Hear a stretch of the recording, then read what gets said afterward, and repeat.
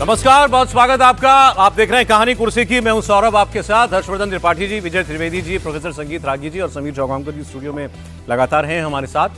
अब देश के खिलाफ कितनी बड़ी साजिश थी, जरा एक दो खबरें ऐसी आप जान लीजिए, क्योंकि हम सब के लिए खबर जानना भी और सावधान रहना दोनों जरूरी है।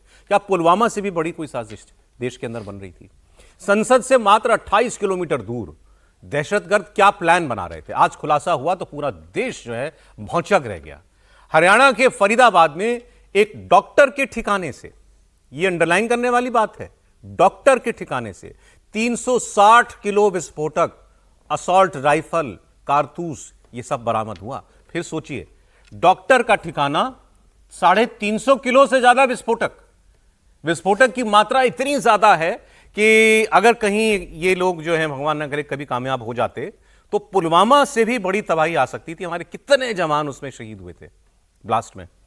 आतंकवादियों से कनेक्शन के आरोप में पुलिस ने फरीदाबाद में बड़े पैमाने पर पाउडर नुमा 360 किलो एक विस्फोटक जब्त किया। जो आ रहा है सामने वो शायद अमोनियम नाइट्रेट है। पहले खबर चली थी कि ये आरडीएक्स हो सकता है, लेकिन फिर क्लियर हुआ कि अमोनियम नाइट्रेट है।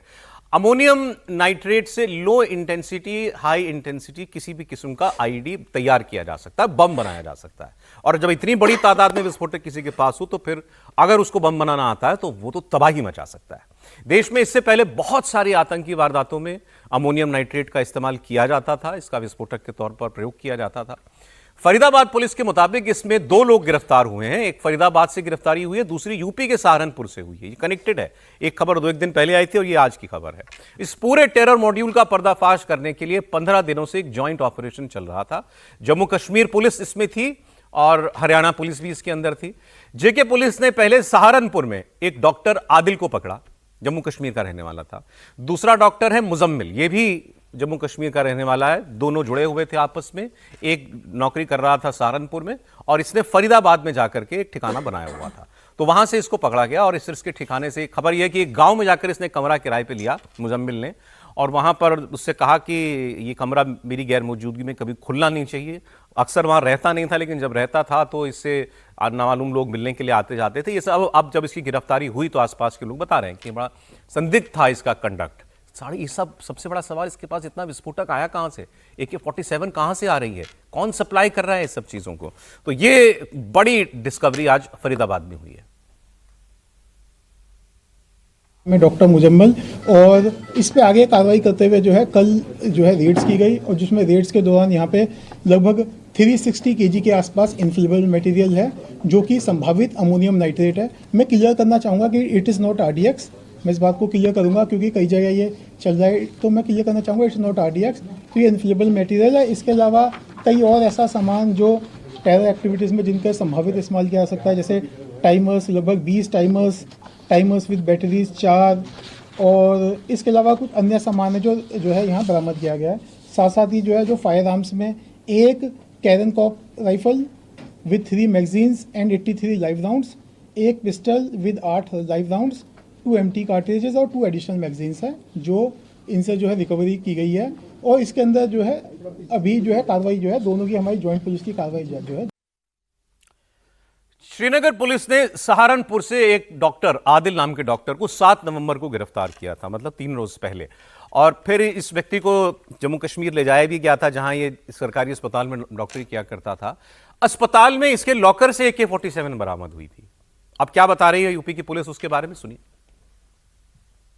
इस बारे में मैं आपको अवगत कराना चाहूँगा कि जनपद सहारनपुर में जम्मू कश्मीर पुलिस का एक डेलीगेशन आया था।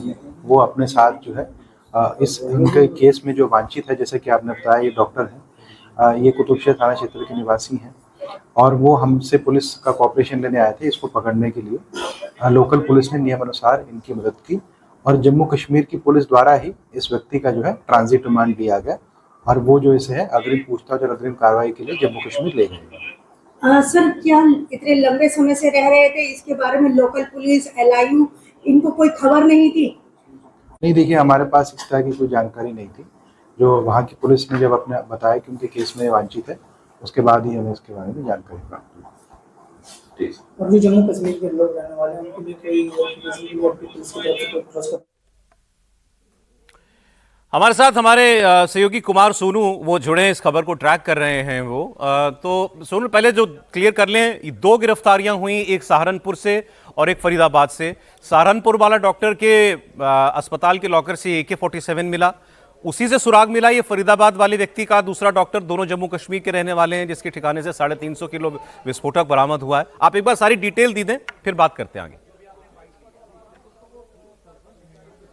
देखिए सौरभ, अभी तक इस मामले में 2 गिरफ्तारी हुई है, एक सहारनपुर से, एक दिल्ली से, ये फरीदाबाद से। जो सहारनपुर से गिरफ्तारी हुई है वो आदिल नाम है उसका, वो कुलगाम का रहने वाला है, और जो डॉक्टर मुजम्मिल है वो पुलवामा के कोयर गांव का रहने वाला है। अब आपको बता दें, जो डॉक्टर मुजम्मिल है उसके पोजीशन से, दरअसल उसने जिस अल फलाह यूनिवर्सिटी में वो डॉक्टर था, वहां से महज 500 मीटर की दूरी पर धौज गांव है, वहां पर उसने एक कमरा किराए पर लिया हुआ था। उस कमरे से 360 किलो अमोनियम नाइट्रेट जो कि विस्फोटक है वो पुलिस ने बरामद किया है। जेके पुलिस और फरीदाबाद पुलिस के जॉइंट ऑपरेशन में ये पूरा बरामदगी हुई है। इसके अलावा उसके पास से एक स्विफ्ट कार जो है पुलिस ने जब्त की है। उस स्विफ्ट कार में एक असॉल्ट राइफल, उसके 83 जिंदा कारतूस, 2 मैगजीन, एक पिस्टल और उसके जिंदा कारतूस, और साथ ही साथ 2 खाली खोखे भी पुलिस ने बरामद किए हैं। इसके अलावा जो 20 टाइमर हैं वो पुलिस ने बरामद किए हैं, 20 जो बैटरी है वो बरामद की है। इसके अलावा रिमोट, मेटल शीट वगैरह, ये तमाम मटेरियल जो है केमिकल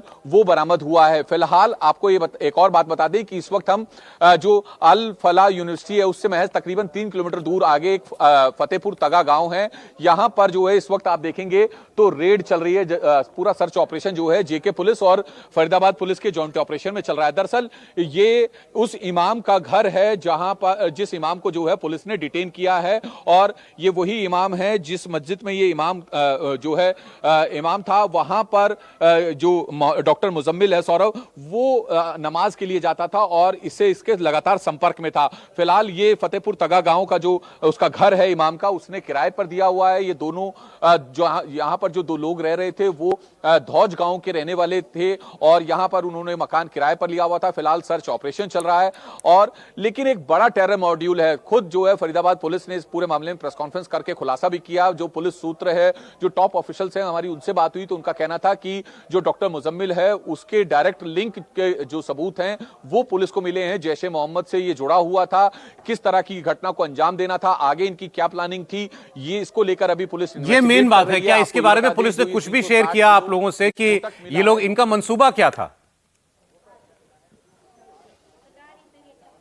देखिए, पुलिस का साफ तौर पर कहना था क्योंकि मामला नेशनल सिक्योरिटी से जुड़ा हुआ है और ऐसे में जो इन्वेस्टिगेशन है वो टेम्पर्ड हो सकती है, तो इसलिए ज्यादा इन्फो पुलिस की तरफ से नहीं दिया गया। लेकिन इतना जरूर बताया गया कि जो स्विफ्ट कार है जो डॉक्टर मुजम्मिल के पोजेशन से मिली है, जिसमें तमाम असला था, जिसमें असॉल्ट राइफल, पिस्टल, जिंदा कारतूस, मैगजीन बरामद हुई है, वो दरअसल अल फलाह यूनिवर्सिटी में ही एक डॉक्टर है, लेडी डॉक्टर, उसकी थी, और वो लेडी डॉक्टर जो है वो कश्मीर की रहने वाली है। फिलहाल जेके पुलिस की कस्टडी में है वो लेडी डॉक्टर, और उससे लगातार पूछताछ की जा रही है। पुलिस सूत्रों का यह भी कहना है, टॉप ऑफिशियल से जो हमारी बात हुई फरीदाबाद पुलिस के, कि तकरीबन 15 दिन पहले ही ये पूरा कंसाइनमेंट जो है डॉक्टर मुजम्मिल के पास आया था, और किसके जरिए आया, आगे इसे कहां सप्लाई करना था, या ये खुद जो है उसको आगे प्लांट करने वाला था, इन तमाम एंगल्स को लेकर पुलिस इन्वेस्टिगेट कर रही है। फिलहाल आपको एक बार फिर आपको तस्वीरें दिखा दे, ये उस इमाम का घर है जिसके संपर्क में लगातार डॉक्टर मुजम्मिल था। ये फतेहपुर तगा गांव है फरीदाबाद का, जहां पर फरीदाबाद पुलिस और जो जम्मू कश्मीर पुलिस है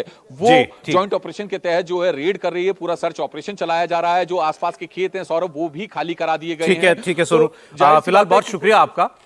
लेकिन आप अंदाजा लगाएं कि इन लोगों का जो उद्देश्य था वो कितना खतरनाक हो सकता था। 350 किलो विस्फोटक इनके यहां से बरामद हुआ। इस व्यक्ति ने इसको छुपा कर लाया हुआ था। ये क्या करना चाहते थे, ये कहां से मिला एक्सप्लोजिव इतना, इसमें और कितने लोग शामिल हैं, ये सब तो पुलिस अब इसका पता लगाएगी।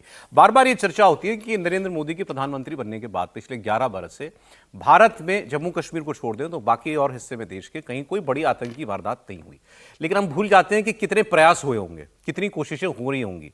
करने वाले यही लोग थे, पहले भी करते होंगे, लेकिन इनको वक्त पर डिटेक्ट किया जाना, रोकना, ये शायद क्रेडिट उतना हमारी एजेंसीज को नहीं दिया जाता जितना उनको मिलना चाहिए। ये अगर नजर में ना आता तो जाने क्या इस किस्म के लोग जो हैं वो कर सकते थे। मैं आपको एक और खबर जुड़ी हुई बता देता हूं, क्योंकि दोनों बहुत बड़ी साजिश थी। अहमदाबाद में भी एक गिरफ्तारी हुई। एटीएस ने आईसिस से जुड़े हुए, इस्लामिक स्टेट से जुड़े हुए 3 आतंकवादियों को पकड़ा है। अच्छा, ये लोग क्या करते थे, इनका इरादा और खतरनाक कह सकते हैं आप। ये शहरों में खतरनाक जहर राइसिन, ये राइसिन इन्होंने बड़ी मात्रा में बनाया था और हजारों लोगों को मौत की नींद सुलाने के लिए ये लोग जो है साजिश रच रहे थे। इनका कनेक्शन हैदराबाद और उत्तर प्रदेश से पाया गया इन 3 लोगों का। एटीएस ने इनके पास से 3 पिस्तौलें बरामद की हैं, कुछ कारतूस मिले हैं। पाकिस्तान की सीमा पर ड्रोन के जरिए इनको हथियार मिलते थे। तीनों आतंकवादी अब पुलिस की रिमांड में हैं। इनमें जो एक व्यक्ति पकड़ा गया वो चीन से डॉक्टरी की पढ़ाई करके आया था। राजस्थान के हनुमानगढ़ से 4 लीटर कैस्टर ऑयल लाकर उसे फिर प्रोसेस करके उससे राइसिन नाम का एक बहुत खतरनाक जहर बनाया गया। मैंने तो ये पढ़ा कि ये साइनाइड से कई हजार गुना खतरनाक होता है ये जहर। और इनकी फिर साजिश ये थी कि अलग अलग शहरों में देश भर में एक साथ ये जहर किसी तरीके से पानी में, किसी मंदिर के प्रसाद में इस तरीके से उसको मिला देना है ताकि हजारों लोगों की मौत हो सके। तो ये 2 बड़ी वारदातें डिटेक्ट हुई हैं। पहले तो ये एजेंसियों को बधाई, लेकिन थोड़ा सा ये भी हमको देखना पड़ेगा कि कितने बड़े लेवल पर देश के दुश्मन काम कर रहे हैं। बिल्कुल। और नरेंद्र मोदी जी का प्रधानमंत्री बने रहना और अमित शाह का गृह मंत्री बने रहना क्यों जरूरी है ये हमें बताता है। और जो जम्मू कश्मीर को राज्य का दर्जा नहीं दिया अभी तक केंद्र सरकार ने, वह न देने का कारण भी आज समझ में आ रहा है कि क्यों नहीं दिया है। आज अगर जम्मू कश्मीर को राज्य का दर्जा मिल जाता और उमर अब्दुल्ला के पास जम्मू कश्मीर की पुलिस आ जाती तो क्या जम्मू कश्मीर की पुलिस वो AK-47 अस्पताल से पकड़ पाती? और इस तरह के जॉइंट ऑपरेशन फरीदाबाद में आके इतने बड़ा, ठीक है आज पुलिस ने जरूर कहा कि RDX नहीं था, वो अमोनियम नाइट्रेट था, लेकिन मोटिव तो यही था ना कि भाई कोई बड़ा धमाका किया जाए, कोई बड़ी कंस्पायरेसी की जाए, कोई बड़ा देश के अंदर आतंकवादी गतिविधियों को अंजाम दिया जाए। गुजरात के अंदर जो पकड़ा गया है, फरीदाबाद में, जम्मू कश्मीर में जो पकड़ा गया है, ये बता रहे हैं कि उनके मंसूबे क्या है। 2014 के बाद 2004 से लेकर 14 तक उन्होंने जो किया खुलकर, 2014 के बाद वो एक देश में करना चाहते थे, लेकिन प्रधानमंत्री नरेंद्र मोदी के बनने के बाद और उसके बाद अमित शाह ने जिस तरीके से गृह मंत्रालय को संभाला है, उसके बाद से इनके किसी भी एक्टिविटी पर जिस तरीके से एजेंसी काम करती है, केंद्रीय एजेंसियां काम कर रही है, देश की सरकारें जिस तरीके से भारतीय जनता पार्टी की सरकार इस पर काम कर रही है, उसके कारण उनके मंसूबे पूरे नहीं हो पा रहे। वो कहीं आतंकवादी गतिविधियों को, कहीं बड़ा बम विस्फोट नहीं कर पा रहे हैं। और मुझे लग रहा है कि यही कारण है कि देश को भी प्रधानमंत्री मोदी की और अमित शाह की जरूरत है कि इस तरह के जो लोग हैं, यूपी में आप देखो योगी आदित्यनाथ ने किस वो बाबा छांगुर बाबा को पकड़ा था, किस तरीके से धन परिवर्तन का कितना बड़ा रैकेट चला रहा था।